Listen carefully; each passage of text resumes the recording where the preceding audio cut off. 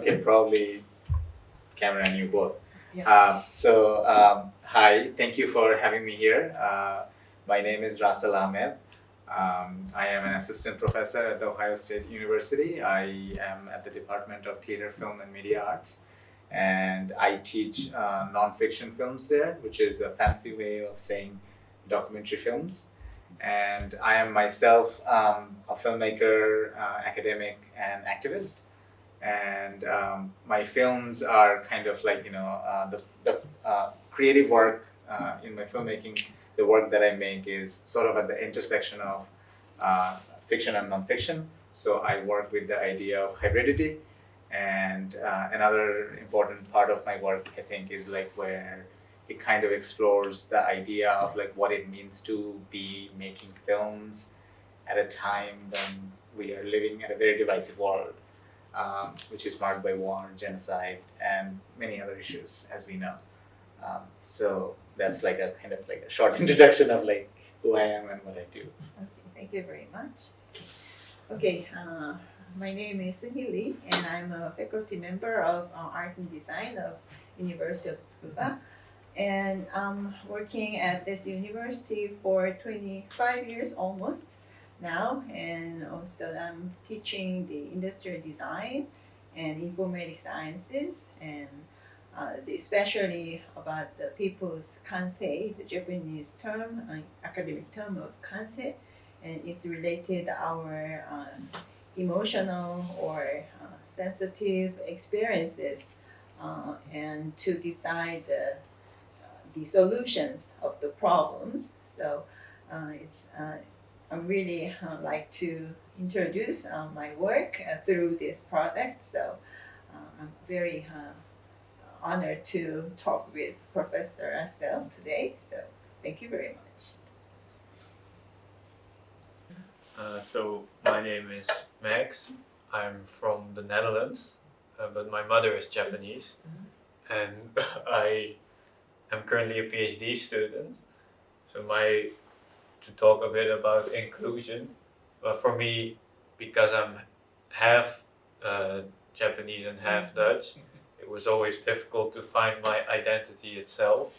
But I think over time, rather than external teaching or institutional teaching, more it needed to come from myself to accept that I'm half Japanese and half Dutch.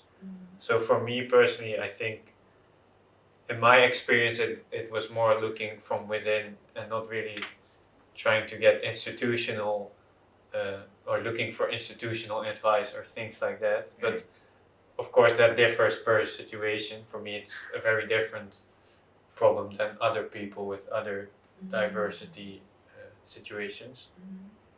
For me, my name is Alvin. So I am actually a Chinese Indonesian. So my grandparents did immigrate from China to Indonesia during the rough times back then. So it's funny with the half Japanese, half Dutch, half Chinese, half Indonesian. It's always been an inside joke. But in terms of inclusiveness, so I used to go to America for university as well, and because I'm half Chinese and half Indonesian, I'm part of immediately. Like I was immediately feeling that views or changes because I do have an Ismail name in my name as well. So the first time I went to the States, I was also sidelined, despite the fact that I was from Indonesia. So for me, it was always I don't want to think about it because then it also disempowers me. If I think about the fact that there are these communities, there are these problems, but I feel like it is true that it is being enabled by the situation around me to actually feel that or to see that happen. So I guess that enabling nature is what really it boils down to, that enabling nature of this. You're part of that group over there, I'm part of this group that you've defined, and then it becomes this two-way. So you're that group, I'm this group, and then it just adds up to this bundle of inclusion, exclusion. Yeah. And so I feel like that was the biggest characteristics, I think, of this problem. Yep. Yeah. Can we ask some questions? Yes. First, can I go? Go first, please. Go ahead. And first, to introduce the topic, since it's about inclusive smart society, we were wondering what exactly is inclusivity and diversity, and what is the difference between these two terms?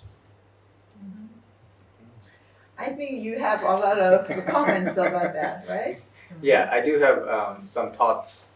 I think these are some words that we have been increasingly like engaging with in last, I would say, many years, but particularly I would say like, like this word diversity, inclusion, equity kind of emerged last 10-15 years.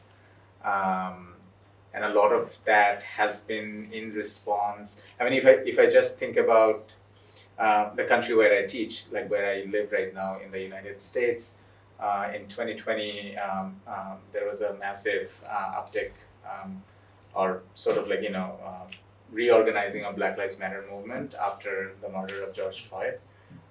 Was a black person murdered by a police officer in 2020, and followed by that murder, like, there was like a big kind of like reckoning of people coming together, and in the U.S. and kind of like demanding equality and demanding, like, especially the black community. I mean, this was led by the black people, black community members.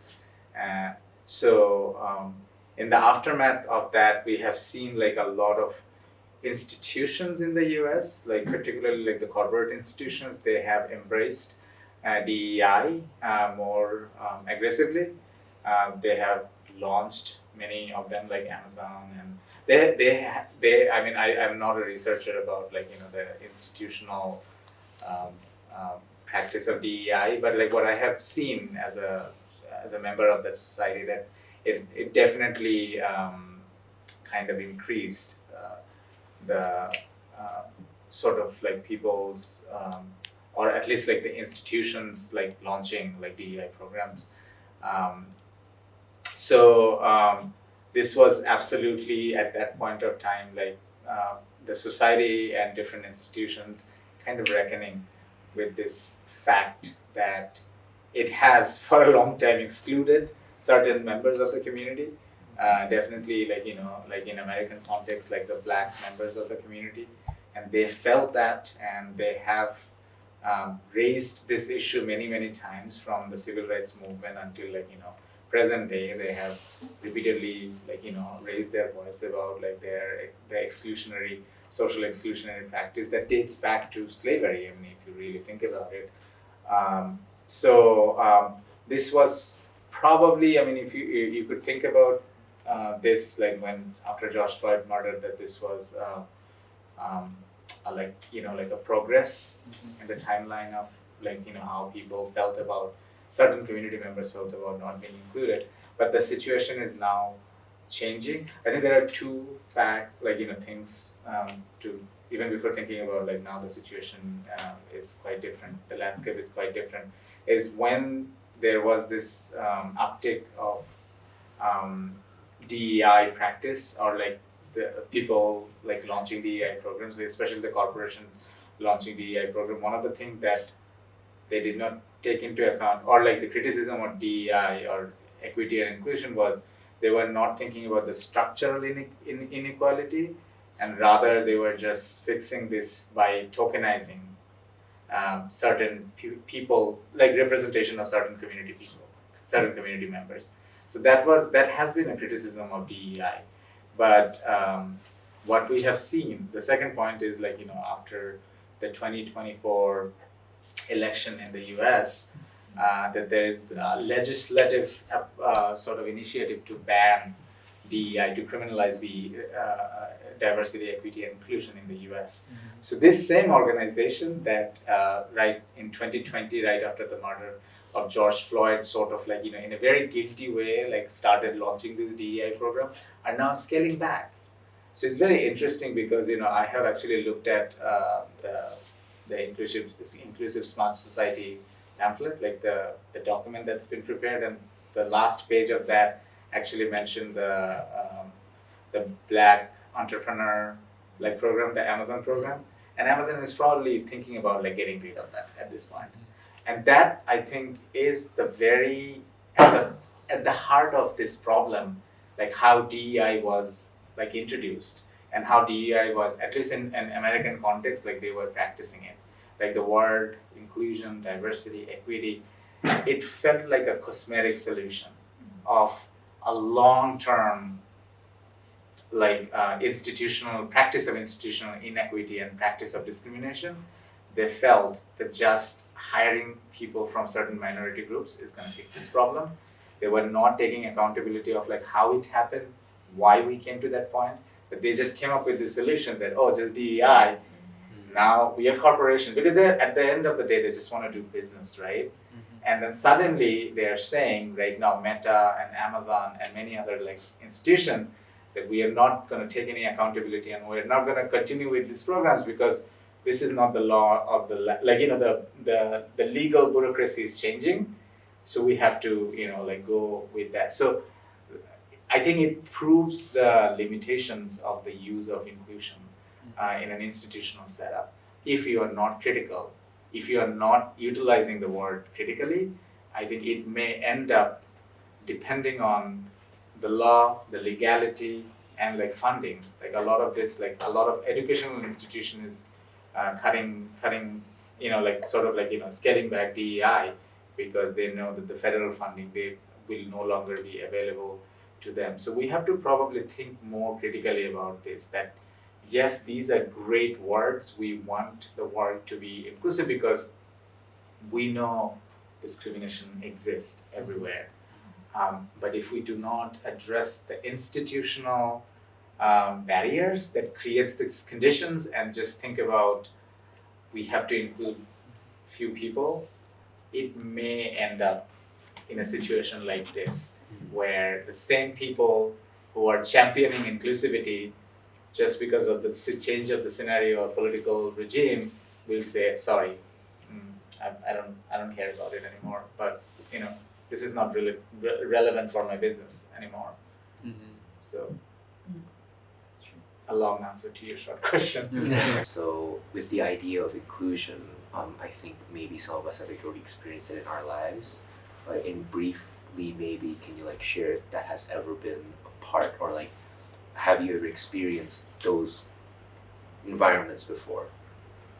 Like exclusions in society? Maybe being included or maybe being excluded.